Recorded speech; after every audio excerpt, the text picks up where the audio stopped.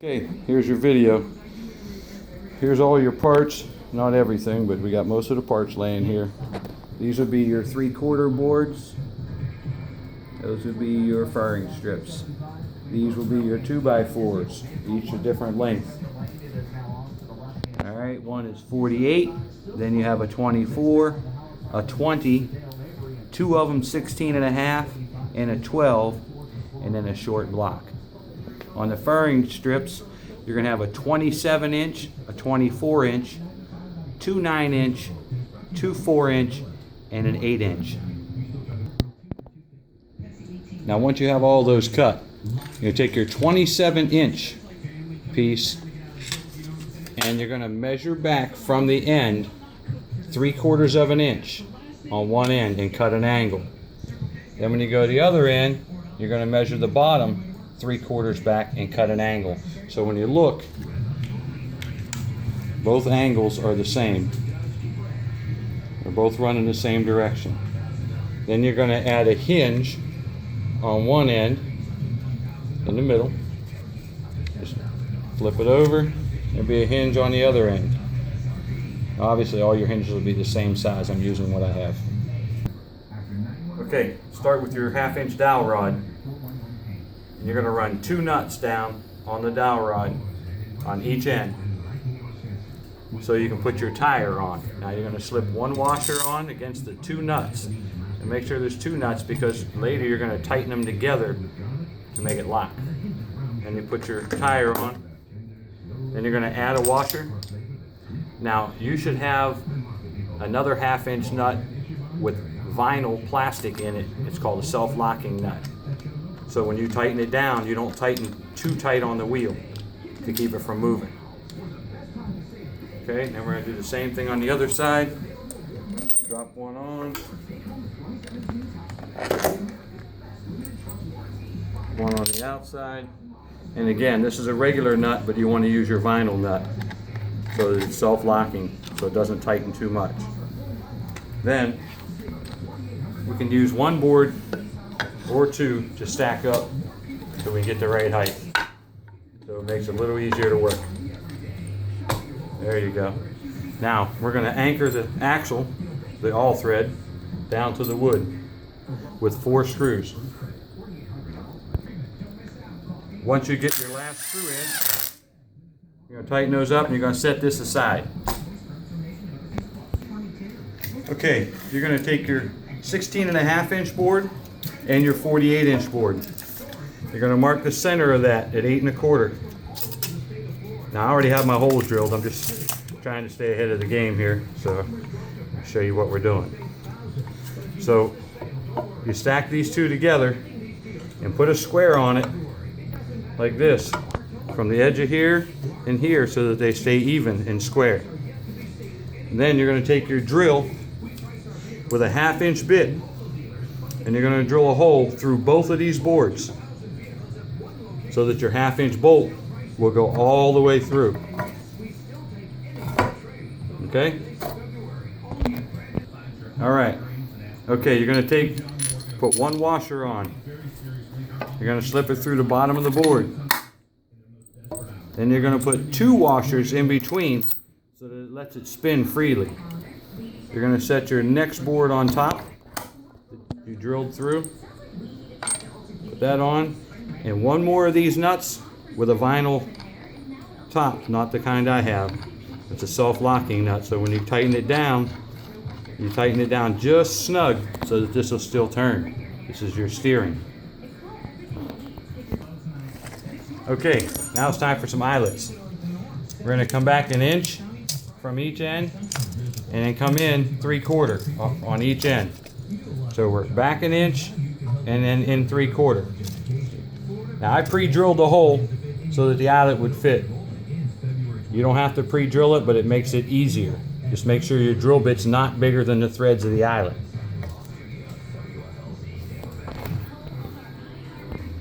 Okay, your next step. You're going to measure again. Your block of wood. Oh my goodness, it's not cooperating. Alright.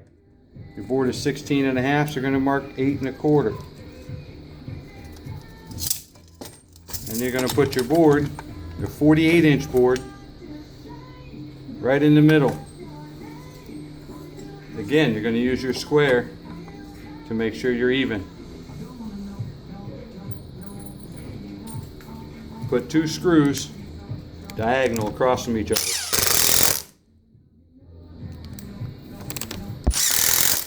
One here and one there. Hold on. Okay, now we're going to measure from the end of here back 9 inches and make a mark. Then you're going to take your 24-inch board and you're going to measure back 10 1/4. Okay? And you're going to put them together, 10 1/4 here and the 9 there. And you're going to run 2 more screws in there again.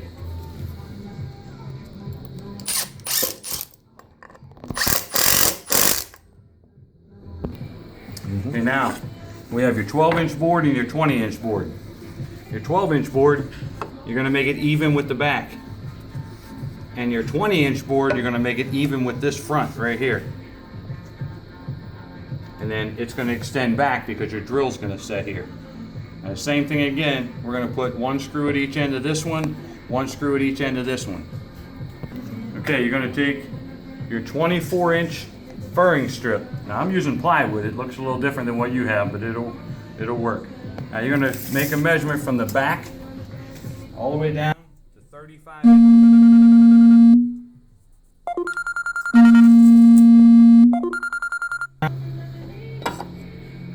Make a line with your square.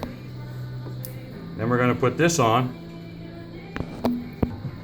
Now once you have 2 screws on each corner, okay, now here I've pre-drilled a hole again for this to go in. Now your eyelets are a different size, so your drill, I can't tell you what size yours will be, but you make it big enough that it goes in easy, but not too big to where it'll come out.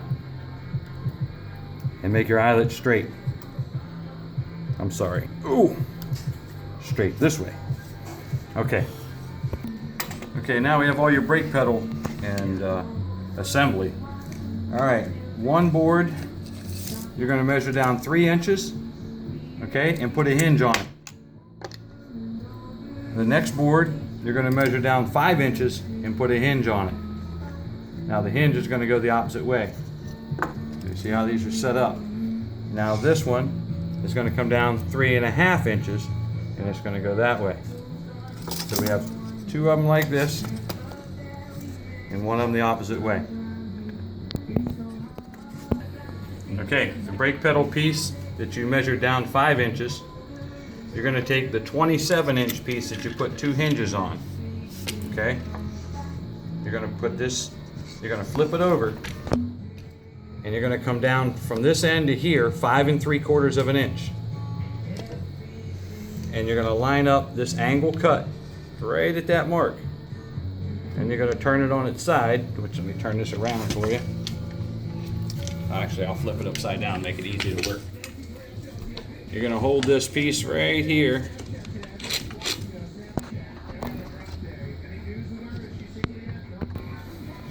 Alright, we're going to flip it upside down. If we hang it over this edge, it makes it a little easier to work.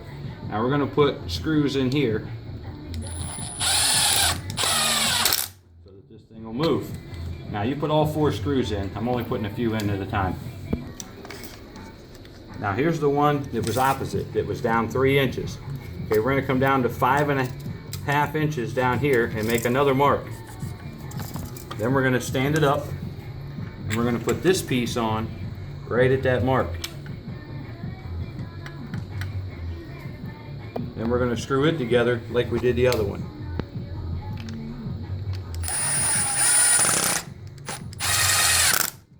Okay, now notice I've only got a couple screws in each one. I want you to put all the screws in. Okay, and we're going to take this board and we're going to slip it over top. And then we're going to hold it flush against here, flush against the outside, and we're going to put a screw in there.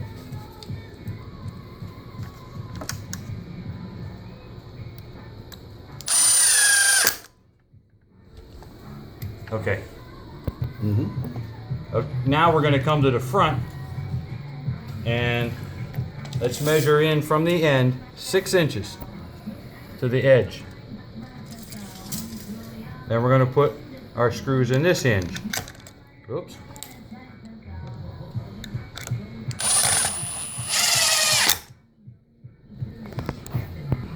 Now, this should work. When you push your foot here, it should push against the wheel for a brake. So this will be your brake. So when you push on this pedal in the front, it's going to push against the back. Now, so the brake isn't on all the time, we're going to use these 4-inch blockers and we're going to put them around on the front. Right here, even with this one. So if we take our square and line it up, put a little mark there. All right. Now we're going to take the other one that we measured down 3.5 inches on, and we're going to turn it here, and we're going to do the same thing. We're going to come in at 6 inches, and we're going to put a screw in it. Okay, these are going to be your pull handles to steer with. Okay, I just used a little piece of pipe. You could use any kind of plastic pipe, an old broom handle, anything, and you drill a hole through the middle. Now I'm using string. Now you want to use a little heavier string than this, but this is all I've got to do the video with. So we tied a little knot on one end of it, and we'll just push it right through there. Oops. And then we'll pull it. Okay, that's one string. Now we're going to put it through the eyelet. Then we're going to come over to this eyelet, and we're going to tie a knot. And we're going to tie it off nice and tight.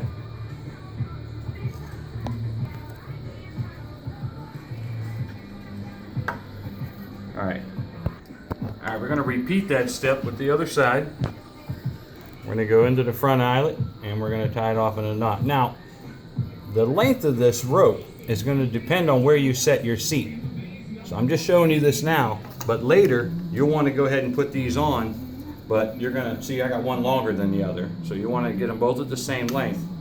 And let me jack this thing up in the air a little bit so we can actually show you what it's going to do. Now from here, this is how you're going to steer. You just pull one or the other, and that steers the front. See here, how I'm pulling these? And that lets you steer. Whoops, fell off the block. But anyhow, you're going to do this last. I'm just showing you this for now. This will be the last step to put these on. Okay, mounting the drill is going to be completely different for everyone, depending on what kind of drill you have and how big it is. So my drill, obviously, to get the battery out, I put a blocker under here. So when we anchor this down, it's going to be right against the tire. So we're going to put straps on this thing. We're going to put zip ties around it in an X form and sandwich it down to this board. Now, you may have to drill a hole here to get your zip tie to go through. But remember to leave the back of the drill up high enough so you can change the battery. Okay? And now this is your other eyelet. Is when your gas pedal comes back, you want to line it up with the trigger. So wherever your drill may be here is where you put this eyelet. So my eyelet is going to be right here. Okay, now we're going to take this rope and it's going to go through the front of this. This is going to be your gas pedal. If it'll cooperate and go in there, we'll tie it off. Okay, now you're going to use a little heavier rope than this. This is just a string line. You want to use something a little heavier so it doesn't stretch. And we're going to come back through the eyelet. Make sure your eyelet is nice and square, even with the trigger. And you're going to make a loop around your drill. Now, I would suggest to use maybe a 1/16 inch or a 32nd inch cable with 2 cable clamps right here so that it doesn't tighten on the drill. Because if you just tie a knot and when you step on the gas pedal, it may squeeze the rope and then it stay running. So I would suggest to take a cable and put 2 cable clamps right there, or make a nice knot that won't slip forward. So when it's nice and tight, when you step on the pedal forward, it's going to move the drill. It's going to squeeze the trigger and move the drill. So So this is going to be something that you'll have to figure out on your own, is where you want to mount your drill. And I supplied you with some zip ties that should grab right around the drill and make an X one way and then go the other way, and then maybe put one around the handle. But that's the back of it. Now remember these little blocks we put on here even with this one. You put a small eyelet in here and a small eyelet in here, and then the two little springs that you have are going to go in between here. You're going to hook one on this eyelet and one on that eyelet, and that's going to keep your brake pedal from riding against the brake in the back. And it's going to be the same on the other side for your gas pedal. You want to hook this thing here so that it stays back, so that your gas pedal's not forward. So you want to spring an eyelet here and here with a spring in between, so that this stays back and not pulling on your gas pedal. Okay, the only thing left to do is put your other set of tires. Now you're going to put these tires and axle together the same way you did the other one. So then you're going to set it on top of your front, and the same way you're going to put these clamps.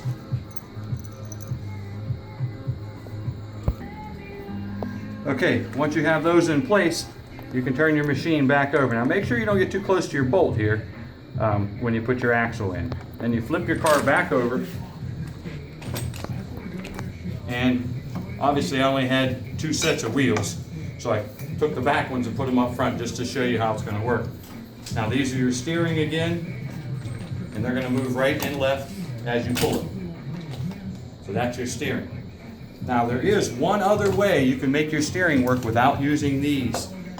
You can use an old broom handle and drill a hole the same size as the broom handle and slip it down through here and put a pin through that handle so that it doesn't drop all the way through. Drill a hole through the handle and run your rope through the handle. Say this is your handle. You run your rope through the handle, make one turn around it, go back through and go to your other wheel and your eyelets. You start on one eyelet, come through the handle, make one loop around, back through the eyelet, hook onto the other one. Then, when you turn the wheel back and forth, it will turn the wheels. But if you need me to set up a video like that, I can do that for you too. But anyhow, this is your video. Now obviously you can shorten these up as short as you want them and then retie them. They could be way up here, they could be back. And the last thing that you'll do is, when you have all 4 wheels on, is mount your seat. Your seat will mount right here, just 4 screws down through your seat. You may want to add an extra board on this side, like this 12-inch one over here, so it sits pretty wide, so maybe you get 2 screws further apart and then one up in the front. But there it is. Any questions you may have, you can call me when you're in the middle of building it, and I'll try to answer your questions. Thank you.